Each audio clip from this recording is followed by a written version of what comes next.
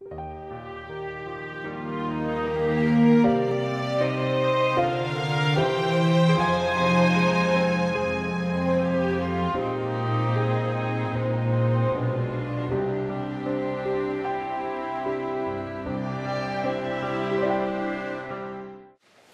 살아가면서 얼마나 큰 슬픔을 당해보셨습니까? 아마 각자가 다 남모르는 아픔과 눈물을 가지고 계신 걸로 압니다. 얘기하지 못하는 슬픔들도 많은 것을 압니다. 세상에서 가장 아픔이 있다면 어떤 것일까요? 아마 그것은 외롭게 혼자 되는 것이 아닌가 싶습니다. 사랑하는 사람을 먼저 떠나보내는 것보다 더한 슬픔은 아마 이 세상 가운데 없을 것입니다. 근데 사실 그것보다 더 큰 아픔과 슬픔이 있습니다. 그것은 소망이 없는 것입니다. 살아있는데도 내가 왜 살아야 되는지 이유를 모르는 것. 이 둘을 합치면 외로운데 더군다나 살아가는 소망이 없는 것. 외로우면서 살아가는 소망이 없는 사람. 이 사람이 가장 세상에서 슬픈 사람일 것입니다. 여러분들은 살아가야 될 이유가 있습니까? 여러분들에게 살아가야 될 이유가 있다면 그것은 어떤 것입니까? 무엇입니까? 제자들은 그렇게 예수님이 죽고 소망 없이 외로운 삶을 보내고 있었습니다. 여러분들의 삶은 어떻습니까? 혹 고독하지 않으십니까? 혹 외롭지 않습니까? 혹 소망이 없는 삶은 아닙니까? 그렇다면 오늘 참 잘 오셨습니다. 옆에 분들에게 인사하겠습니다. 참 잘 오셨습니다.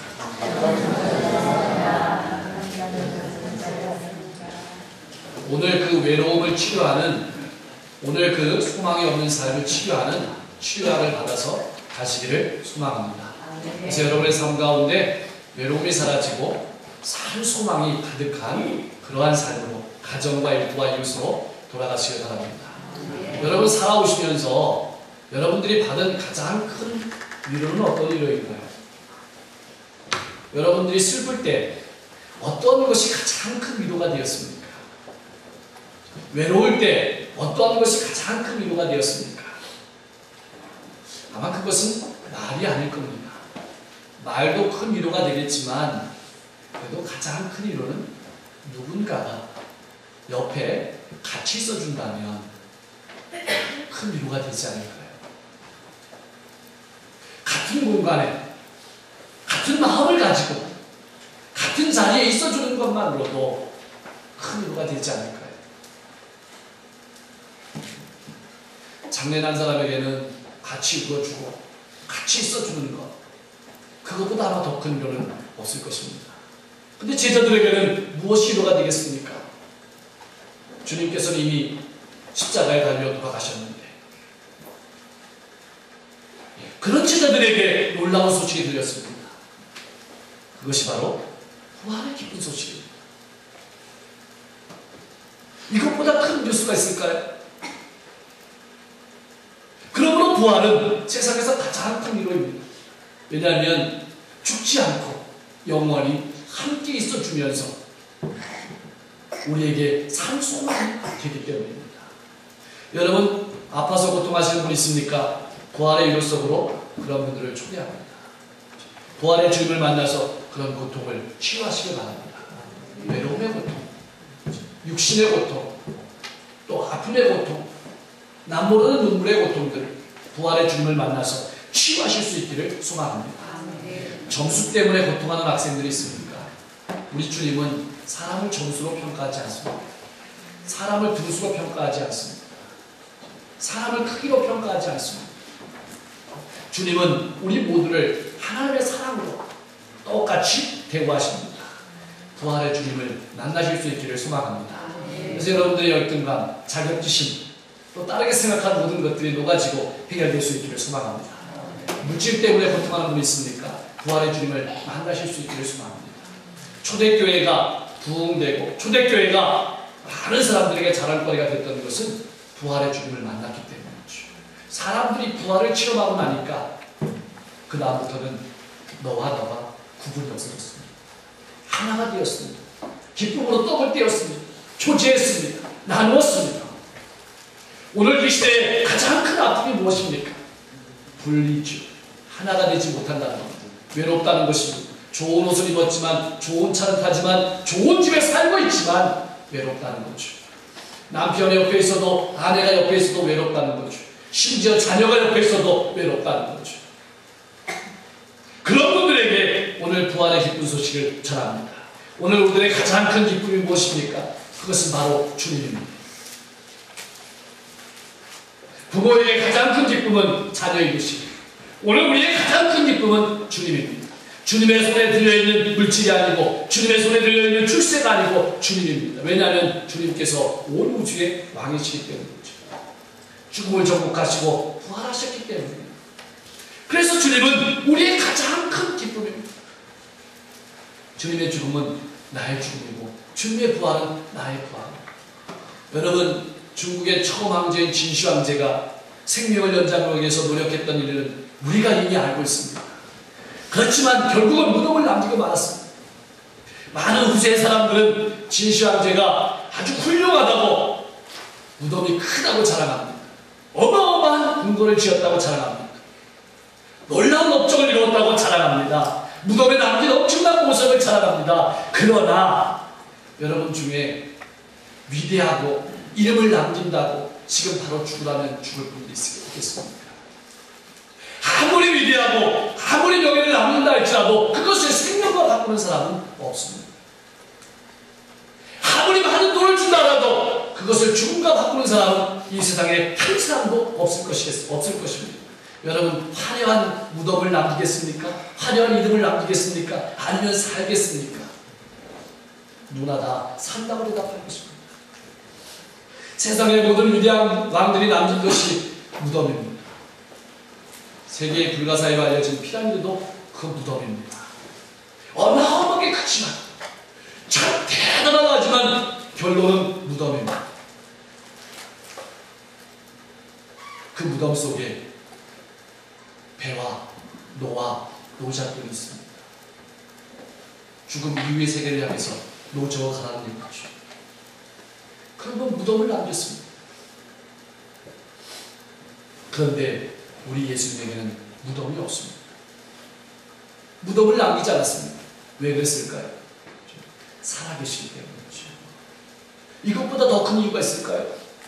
오늘 우리가 신앙생활하는 이유가 무엇입니까? 부활 때문입니다. 오늘 우리가 많은 분들을 초대해서 같이 식사를 나누는 이유도 무엇입니까? 부활 때문입니다. 그렇습니다. 우리가 신앙생활하는 이유는 이 땅에서 잘 되는 것도 있지만, 그러나 궁극적인 것은 영원한 생명을 누리기 위해서입니다. 부활의 생명을 누리며 살아가기 위해서입니다. 그래서 오늘 말씀은 우리를 이렇게 초대해요. 와서 보라. 와서 보라. 와서 보라. 가서 전하라. 와서 봐야 됩니다. 그래야 가서 전할 수 있습니다. 와서 봐야 가서 전할 수 있습니다. 와서 봐야 가서 전할 수 있습니다. 만약 부활이 없다면 세상 가운데 가장 정말 불쌍하고 가장 위로받아야 될 사람들이 우리들입니다. 초대교회 성도님들이 생명을 아끼지 아니하고 부활을 전하고 예수님의 죽음을 전할 수 있었던 것은 부활 때문입니다. 잘 안 믿어지는 분이 있습니까? 오늘 말씀을 통해서 부활의 증거들 앞으로 여러분을 초대합니다. 예수님을 무덤 속에 장사 지내고 엄청난 돌로 막았습니다. 그런데 부활의 아침에 그 돌이 굴러서 가 있었습니다. 예수님께서 그 돌을 굴러내신 걸까요? 그 돌은 오늘 말씀해 보니까 천사가 굴러내었습니다. 왜 천사가 굴러내었을까요? 천사가 굴러낸 다음에 예수님이 나오시라고요? 그게 아닙니다. 이미 예수님은 무덤을 떠나셨습니다. 무덤의 돌이 굴러가기 전에 이미 예수님은 무덤을 떠나셨습니다. 살아나셨습니다. 그럼 왜 무덤의 돌을 굴러내었을까요? 그것은 오늘 우리들로 하여금 믿지 않은 영혼들로 하여금 보라고, 부활의 현장을 보라고, 부활의 현장을 보라고. 여러분, 우리의 마음에도 우리의 삶에도 커다란 돌이 있습니다. 어떤 돌이냐면 눈의 돌이 있습니다. 눈으로 보지 않으면 믿지 않으면 우리의 돌덩이가 우리의 마음속에 있습니다. 우리의 마음의 돌도 있습니다. 내 마음과 내 생각, 내 거짓말 가지고 믿으려면 돌이 큼지막하게 있습니다. 그것을 굴러내시는 거예요. 그러면 보게 되는 거예요. 뭘로 보냐면 믿음의 눈으로 보게 되는 것이죠. 하나님이 보여주신 눈으로 보게 되는 것이죠. 그래서 믿음은 인간의 눈으로 보는 것이 아니라 믿음의 눈으로 보는 거예요. 하나님의 눈으로 보게 되는 것입니다. 수위가 객해져 있었죠. 수건이 객해져 있었죠. 이게 무슨 말이냐면 우리 식으로 하면 장례식에 했던 모든 베옷과 머리에 쌌던 모든 것들이 다 잘 가지런하게 벗겨져 있었다는 것입니다. 여러분, 죽은 사람이 억지로 살아나려고 한다면 수위가 터졌을 것입니다. 그런데 예수님은 부활하셨기 때문에 수위의 제한을 받지 않습니다. 그것이 부활하셨다는 증거입니다. 두 여인이 예수님을 만났습니다. 제자들도 예수님을 만났습니다. 500의 성도가 일제히 부활했습니다. 그리고 초대교회 성도들은 갑자기 도망하고 갑자기 무서워 숨었던 성도들이 죽음을 두려워하지 아니하고 예수님의 부활을 전했습니다. 왜 그랬을까요? 그것은 예수님의 부활이 사실이기 때문이죠. 그래서 부활의 증인이 된 것입니다. 바울 사도도 부활하신 주님을 만났습니다. 여러분, 세상을 살아가다 보면 진리를 위해서 죽는 사람들이 혹 있습니다. 친구를 위해서 죽는 사람이 혹 있을 수 있습니다. 그런데 거짓을 위해서 죽는 사람이 있을까요? 거짓말하기 위해서 죽는 사람이 있을까요? 그건 없죠. 거짓을 위해서는 죽을 수 없습니다. 그것도 수많은 사람들이 그렇게 할 수 있을까요? 부활은 사실입니다. 복음은 이 두 가지를 말합니다. 예수님의 죽음과 부활이죠. 성경 66권 전체는 이 두 가지를 말하고 있습니다. 예수님께서 나를 위해서 죽으셨다. 예수님께서 나를 위해서 부활하셨다. 예수님께서 여러분을 위해 죽으시고 여러분을 위해 부활하셨습니다. 사실 여러분, 이 예수님을 우리가 소개한다는 것이 어렵습니다. 재미있는 TV 프로그램은 야, 그거 재미있다, 연속극 봐라, 이렇게 소개하기가 쉽습니다. 식당을 소개하는 것도 쉽습니다. 좋은 옷을 소개하는 것도 쉽습니다. 좋은 병원을 소개하는 것도 기쁜 일입니다. 그러나 예수님의 죽음과 부활을 소개하는 일은 즐겁고 신나는 일이 결코 아닙니다. 왜냐하면 예수님의 죽음과 부활을 소개하는 일은 내 노력으로 할 수 있는 일이 아니기 때문에, 내 힘으로 할 수 있는 일이 아니기 때문에 하나님이 보여주셔야만, 하나님이 내 눈을 열어주셔야만, 하나님이 내 마음을 열어주셔야만 전할 수 있기 때문에 하나님께서 여러분의 마음을 활짝 열어주시기를 소망합니다. 그리고 그 부활의 권세를 가지고, 부활의 능력을 가지고 여러분의 삶을 살아갈 수 있기를 소망합니다. 부활하신 주님께서 오늘 말씀해 보니까 그 부활의 권세를 우리에게 주십니다. 내가 하늘과 땅의 모든 권세를 내게 주노니, 우리에게 주시는 겁니다. 그 부활의 권세를, 부활의 능력을, 죽음을 이기신 그 부활의 능력을 우리에게 주는 것입니다. 그 부활의 능력으로 너의 아픔을 치유해라. 부활의 능력으로 너의 고민을 해결해라. 너의 문제를 해결해라. 너의 앞길을 해결해라. 하나님께서 열어주시는 거죠. 그 부활의 능력으로 위로해라. 그 부활의 능력으로 소망을 전해주어라. 이것보다 귀한 일이 있을까요? 그래서 우리는 외롭지 않은 것입니다. 왜냐하면 하나님께서 영원히 우리와 함께 하시기 때문이죠. 오늘도 살아계셔서 나와 함께 하시면서 내 마음을 감동하시기 때문에 우리는 외롭지 않고 그 부활의 능력을 가지고, 부활의 소망을 가지고 살아갈 수 있는 것입니다. 히브리서에 보면 우리보다 훨씬 삶을 못 사는 많은 믿음의 선배들이 어렵고 힘든 삶 가운데서도 화려한 삶을 살았습니다. 향기나는 삶을 살았습니다. 거기는 이렇게 기록되어 있습니다. 그들이 이제는 더 나은 본향을 사모하니 곧 하늘에 있는 것이다. 어렵고 힘든 삶 가운데서도 하늘에 있는 본향을 바라보면서 믿음으로 살아왔다는 것이죠. 연세 드신 분들에게 여러분 권면합니다. 하늘에 대한 소망을 가지고 여러분 기도하시기를 소망합니다. 하늘에 대한 소망을 가지고, 부활에 대한 영원한 생명에 대한 소망을 가지고 여러분의 하루하루를 살아가실 수 있기를 소망합니다. 거기에는 이런 간증이 있습니다. 여자들은 자기들의 죽은 자들을 부활로 받아들이기도 하며, 또 어떤 이들은 더 좋은 부활을 얻고자 하여 심한 고문을 받되 구차히 풀려나기를 원하지 않았더라. 여러분, 부활을 위해서 자신의 육신의 아픔을 과감하게 내어 던졌다는 말. 왜 그럴까요? 그 부활이 사실이기 때문이죠. 영원한 생명이 분명히 있기 때문이죠. 우리 눈에 보이지 않는다고, 우리 생각에 생각되지 않는다고 없는 것이 아닙니다. 기독교는 세상에서 가장 무시무시한 종교가 기독교입니다. 왜냐하면 죽음을 말하거든요. 죽어야 사는 종교가 기독교거든요. 죽어야 사는 종교. 아니 사람들이 누가 죽으려고 합니까? 죽으려고 하는 종교가 없습니다. 죽어야 사는 종교가 기독교입니다. 생명을 거는 종교, 죽음을 정복하는 종교. 참 무섭습니다. 그런데 반면 기독교가 가장 행복한 종교입니다. 왜 그럴까요? 내 노력이나 내 힘으로 할 수 없는 일을 하기 때문에 그렇습니다. 하나님께서 주시는 것으로 하기 때문에 그렇습니다.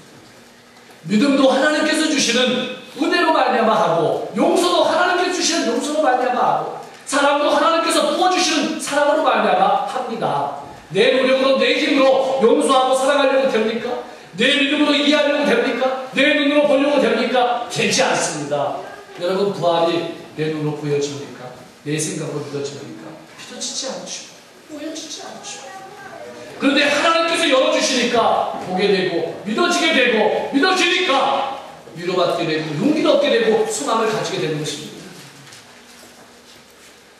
분명한 삶을 살아가게 되는 것입니다.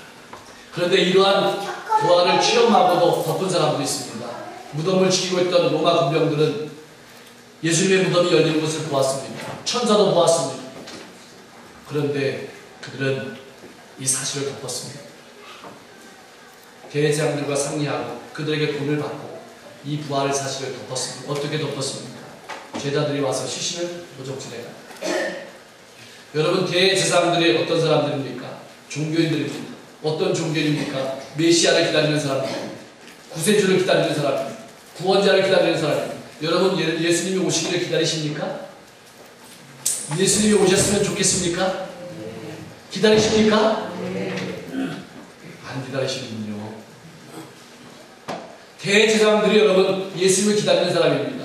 메시아를 기다리는 사람입니다. 그런데 죽음의 문이 열리는 것을 보았습니다. 무덤의 문이 열리는 것을 보았습니다. 부활을 보았습니다. 메시아를 본 것이지요. 그렇다면 내가 그렇게 간절하게 매일 기도하고 일주일에 2번 금식하면서 기다렸던 그 메시아가 나타났으면 환영하고 영접해야 되는데 오히려 입을 닫았습니다.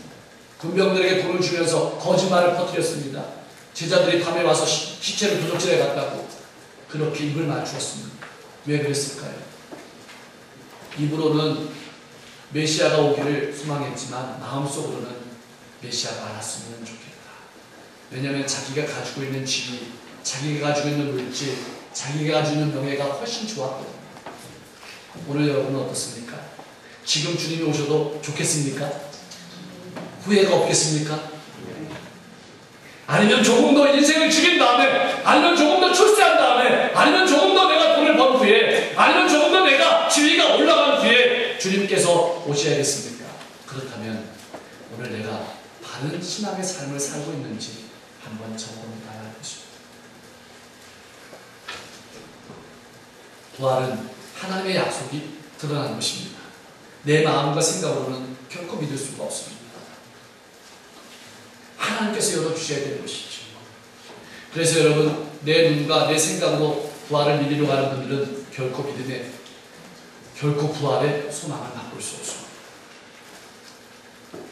내게 부활의 기쁨과 소망이 있다면 그것은 주님 안에서 하나님께서 내게 주신 가장 귀한 선물입니다. 여러분의 삶 가운데 부활이 믿어지십니까? 그렇다면 여러분들은 부활의 생명을 가지고 계십니까? 아직 부활의 생명을 가지지 못한 분들이 있습니까? 믿어지지 않은 분들이 있습니까? 염려하지 마십시오. 이 자리에 나와 있다는 것은 하나님께서 여러분들을 사랑하신다는 증거입니다. 초청을 받아서 나왔든 내 권유에서 나왔든 내 스스로 나왔든 이 자리에 나왔다는 것은 하나님께서 여러분들을 사랑하신다는 증거입니다. 부활의 주님을 영접해서 부활의 생명을 꼭 받으시길 바랍니다. 여러분, 마지막 날 부부가 이것으로 갈라지고, 부모와 자녀가 이것으로 갈라지고, 형제와 자매가 이것으로 갈라지고, 친구가 이것으로 갈라진다면 그것은 세상에서 가장 슬픈 날이 될 것입니다. 가장 기록적인 날이 될 것입니다. 우리의 생명은 우리에게 속한 것이 아닙니다. 우리에게 생명을 주신 분은 하나님이십니다. 그것은 우리를 죄와 죽음으로부터 구원하신, 그래서 우리를 자유케 하시려는, 그래서 우리를 위해서 죽으시고 부활하신 주님의 것입니다. 우리의 생명은 나의 것이 아니고 주님의 것입니다. 그래서 오늘 말씀 속에서는 부활을 경험했으면 가서 부활을 나누라, 부활을 전하라, 부활을 증언하라, 부활의 위로를 나누고 부활의 소망을 나누는 것입니다. 주님은 우리를 파송하기 위해서 부활하셨습니다. 주님은 우리에게 권세를 주시기 위해서 부활하셨습니다. 우리를 파송하시는 거예요. 외로움, 슬픔, 고독한 인생에 소망이 없는 세상을 향해서 부활의 권세를 가지고 나아가라. 내가 너에게 부활의 권세를 준다. 부활의 능력을 준다. 너는 혼자 가는 것이 아니다. 부활의 권세를 가지고 가정과 일터와 이웃으로 나아가실 수 있기를 소망합니다. 여러분, 가는데요, 간다는 말은 그냥 내가 걸음으로 간다는 게 아닙니다. 간다는 것은 벽을 넘어가는 것입니다. 경계를 넘어가는 것입니다. 어떤 경계입니까? 내가 가서 이 말을 전하면 저 사람이 들을까? 장벽이지 벌써. 내 생각 속에, 내 눈 속에 저 사람은 안 돼. 내가 전하고 싶은 사람에게 전하는 거예요. 그건 경계입니다. 그 경계를 허물어서 가라는 거예요.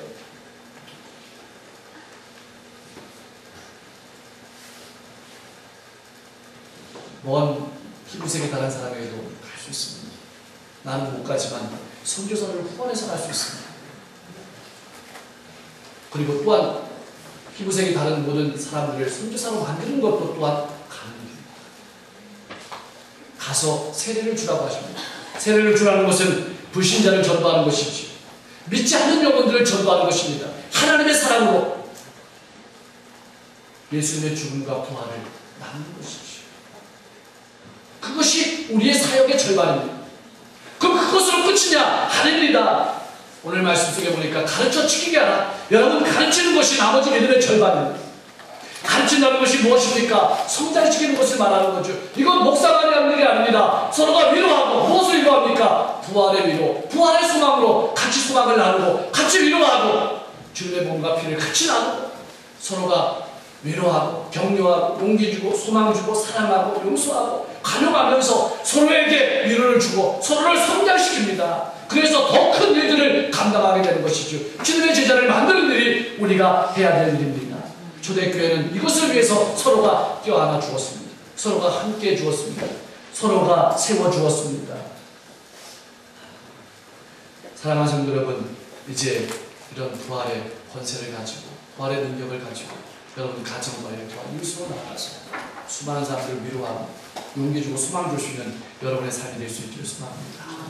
그리고 믿음의 가정들은 서로 그 아픔을 싸매주고 위로해주고 가르쳐주고 인도해주고 배워가면서 그리스도의 몸을 성장해가는 것, 그것이 우리가 살아갈 주님의 명령입니다.